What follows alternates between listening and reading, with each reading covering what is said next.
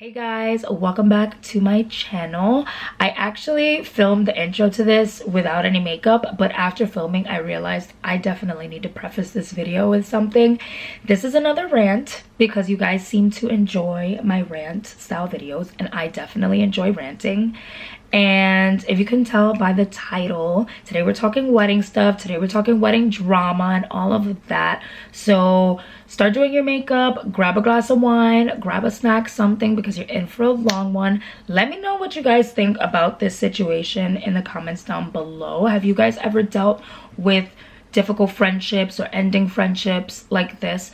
I tried to tell the story as quickly and as thorough as possible without getting too into detail, so I'm sorry if you guys still have questions about certain things.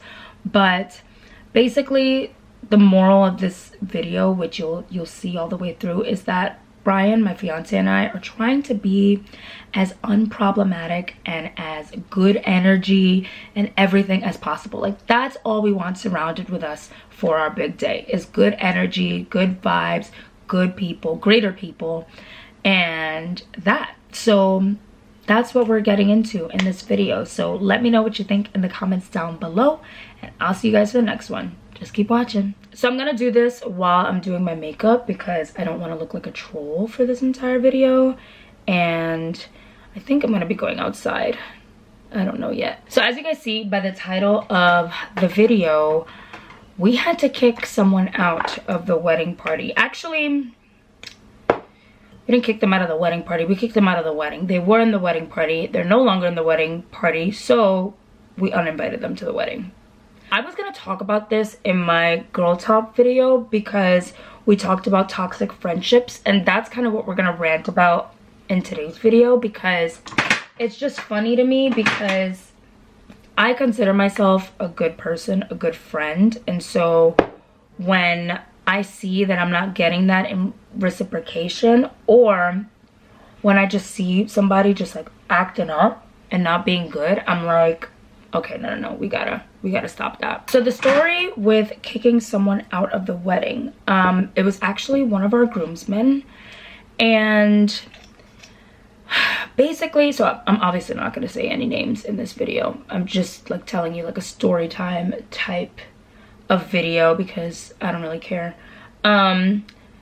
Basically, we picked all of our groomsmen and bridesmaids back in September. I actually have a vlog where I asked all of my bridesmaids. So that same day that I did my bridesmaids brunch, Brian, my fiance, I did a bridesmaids picnic. He did a groomsmen brunch for all of his guys. And they all went out to brunch, and that's where he officially asked them to be a part of the wedding party. And that's where I officially asked all the girls to be a part of the wedding party.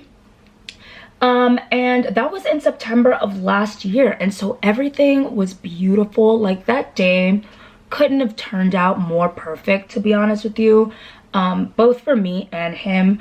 Like, everyone was able to show up, and we just had a wonderful time with our friends and with, you know, the people that we care about the most in terms of friends. And that's no shade to anyone else, it's just everyone has their close circle of friends, you know what I mean? Everyone has their people that they're closer to than other people. Like, that's why the term best friends exists, right? Sorry if I keep looking at myself in the viewfinders because I'm doing my makeup, so I'm like, you know, making sure I don't look like a crazy person, and I'm also out of focus. But anyway, like I said, that day couldn't have turned out more perfect. Like, we had a wonderful time. Everyone showed up, everyone said yes, of course, and we just, you know, we're like over the moon. We're like, wow, like, you know, like, we're getting married, and we asked everyone, and this is great. Fast forward from September to January, where we start planning to have the bridesmaids and the groomsmen start doing their try-ons. Now, for some people, they may think, wow, January, February, you're already planning that and the wedding isn't until September. Well, first of all, with COVID, like, if anyone had that question, which I've been asked several times, and it's annoying because with COVID, everything is delayed. You have weddings that were postponed from last year to this year. You have places shutting down at random. You have and like going out of business. You have shipping delays on tons of stuff, and it actually worked out because, you know, like a couple of the dresses aren't going to come in until May or June from when we ordered them in February. So that's the reason why we did everything early, because we just weren't sure with the way the world is right now. There's so much uncertainty, so it's best that we just got it out the way early, you know? So like I said, we asked the people that we see and talk to frequently, people that have just played an important part in our lives and that we love and cherish and want to be a part of our special day. So one of the groomsmen said yes back in September. And then when it came time for us to start planning the fittings and everything, Brian and I did the same thing where we created like a group chat with our parties, and we asked everyone, you know, if this date worked for them, if they can all make it, because we're gonna start doing the fitting stuff. So everyone replied to Brian except for this one friend. We'll call him Pete, okay?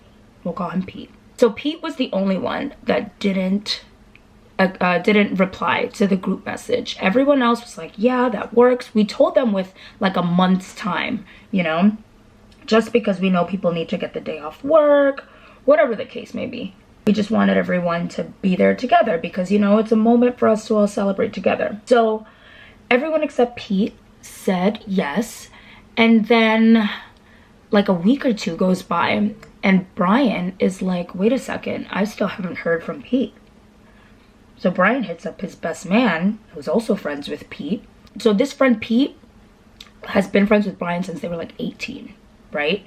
Brian's 29, so long time. And Brian's best man is also from back in the day like that. Then obviously Brian has his newer friends, newer-ish, from the last few years since we've been together. We've made friends together, like that whole thing.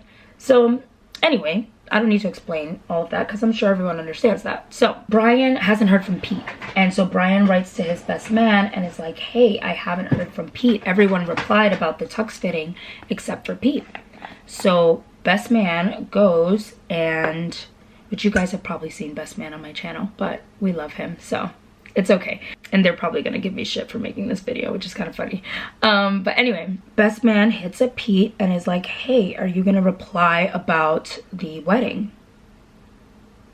Do you know that Pete thought it was okay to basically say that they can't come out in the wedding because his girlfriend, which I'll get to in a second, his girlfriend is not in the wedding. Hey, it's editing Natalia here because I left out a crucial piece. After Pete sent the first message saying that he could no longer be in the wedding because his girlfriend isn't in the wedding, Brian replied to him saying that sucks, but he understands, and he kind of left it at that. Pete then got upset and was like, yeah, I don't know how you guys thought that was going to work in the first place. And Brian was like, well, you're only walking down the aisle. And he was like, I know how it works. Don't play dumb with me. You guys have other couples in the wedding, blah, blah, blah. Like just being a total DICK about it. So hence why we were actually more upset, not just because of the initial message, but because of the attitude given afterwards, as if we were supposed to include the both of them the entire time. Now, funny story. His girlfriend and I went to school together. Have known each other since the 7th grade. I was the one who hooked them up because I started dating Brian, so I hooked them up. Her and I, like, we never had beef or anything. I was annoyed with things that she had done while I was still like friends with her, because when she first got with Pete, I was really excited because I had just gotten with Brian, you know, only a couple of months earlier. So I was like, wow, like we're in new relationships, we're really good friends. We considered ourselves really good friends, best friends, you know. I use loosely because clearly it wasn't a best friendship, but we would hang out a lot and whatever. And so I got excited because I was like, wow, like our boyfriends are best friends too. Like, that's gonna be awesome to, you know, be able to do everything together, you know, when you're young. Like, I was like 21. Basically, she became all about Pete when she started dating him, and everything was about Pete. She didn't go anywhere without Pete. She didn't hang out with anybody without Pete. One time in particular that really just annoyed me, where I had invited them to come over. They said they were coming over. I had invited them weeks prior to come over because it was like a boxing fight here, and you know, Puerto Ricans, that turns into a party, right? So I had invited them to come over, and they were like, yeah. I was like, yeah, we're cooking, like blah blah blah. And they said yeah. And then the day of, like 2 or 3 hours before the fight was starting, I had hit them up and I was like, hey, like, what time are you guys planning on getting here? And they really said, oh, we're at the Mets game, we're not gonna go. And this was one of like quite a few times that similar stuff like this had happened, where I was like, you know what, I'm done. Like, I'm not gonna look for you anymore. I look so funny telling the story like this, but I'm not gonna look for you anymore. I'm not gonna like fight for you to hang out with me when clearly you have other priorities. So I was like, whatever. But I got annoyed at her in that moment because I was like, why do you keep doing this? Like, you know, you stay like saying you're gonna hang out with me and then you don't. And Pete thought it was okay to take the phone. I don't remember if he took the phone or if he texted me from his own phone. I don't remember. But he took the phone and really had the nerve to write to me and be like, oh, don't talk to my girl like that. You're making her upset, blah, blah, blah. I was like, listen, like, this is between me and my friend, who were friends before you even came into the picture. I'm the reason you're in the picture, to be honest with you. So, and I never threw that in their face, ever. But he really came out like crazy at me, like talking crazy. And I was like, excuse me? Like, I would never let my man talk to my friend like that when it has absolutely nothing to do with you. Absolutely nothing to do with you. This is a discussion I'm having with my friend. Okay, this is something that her and I could have worked out, but now you stepped in and you're turning it into something that it didn't even need to be. But now we're going there because she let you do that too. As much as it was his fault for doing that, it's her fault for doing that, for letting him do that, and never apologizing to me for him doing that. He apologized. He ended up apologizing a few days later, but she never apologized, which I took note of. So since that day, like I said, I stopped looking for them. I was like, you know what, F this. Like, there's no sense in trying to fight to hang out with somebody who clearly has other priorities and doesn't want to hang out with me. It is what it is. So that was, I've been with Brian 7 years. I could say that was like 6 years ago. Like, that was a minute ago. So that happened like 6 years ago, right? And with that being said, Brian and Pete stayed cool, like cooler than her and I, to the point where they would still text, they would still make plans to hang out with each other. You know, when Brian asked him to come out in the wedding, he was so excited. So we were just blindsided by the fact that the reason that you're saying she can't be in the wedding, or you can't be in the wedding, is because she's not in the wedding. When first of all you're doing is walking down the aisle. Like, let's be serious. You're walking down for 10 seconds and then you don't even need to see each other the rest of the day. My thing was, and I ended up getting into an argument with her because I hit her up after that happened. Best believe. I was like, I'm not going back and forth with all this. Like, I'm gonna text her and ask her why is she forcing him not to come out in the wedding because she's not in the wedding as one of my bridesmaids. The reason you're not in my wedding as one of my bridesmaids is because we don't talk to each other. In those 6 years, like I said, Brian and Pete stayed cool and still saw each other, and anytime I would see her would be whenever they would plan to hang out. That's how it's been for the last 6 years. I've been okay with it. Of course she was going to be invited to my wedding, of course, but I wasn't going to ask you to be my bridesmaid because there are other girls that I have a closer relationship with than you. And she was like, oh, we've known each other since the 6th grade, or since the 7th grade, blah, blah, blah. Okay, I understand that. But we've known each other. We're not active friends. When I hit her up to talk to her about this, it was through DM on Instagram because I don't have her phone number. You see my point? So that's the whole story with that, where it ended up turning into an argument, and Brian and I said that we'd rather not have them at the wedding if there's going to be all this tension, because we don't need that extra energy. You know what I mean? Like, we're trying to have an amazing day. We don't need people who are thinking about themselves, which I totally like am jumping through the story because it's so much, but it just shows like there was never any effort to be my friend, to be a part of my wedding plans once you knew I got engaged. The day of my engagement, they showed up and they were trying to get us to go to some random Halloween party. And Brian and I are like, we just got engaged. Like, you see all these other people here, like, we're trying to celebrate us. All my friends were there. All my family was there.